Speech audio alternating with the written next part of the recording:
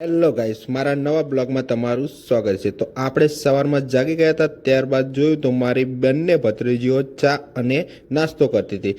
ત્યારબાદ હું ફ્રેશ થઈને મારી દુકાન પર નીકળી ગયો। ત્યારબાદ મારી નાની ભત્રીજીને તો મારી સાથે જ આવું હતું કે ચાલો ચાચા, આજ હું પણ તમારી સાથે આવું, પણ હું એને ના લઈ શકું।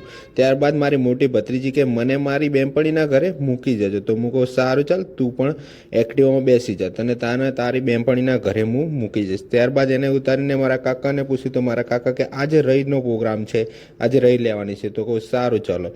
ત્યારબાદ આગળ ગયો ત્યારે મારો ભાઈ પાણી વારતો હતો। ત્યારે એને પૂછ્યું કે આજ શું કામ કરે છે? તો મારો ભાઈ કે પાણી વારું છું, આજે તો પાણી વારવાનો દિવસ છે। હું કહું સારું, ચાલ તો વાર।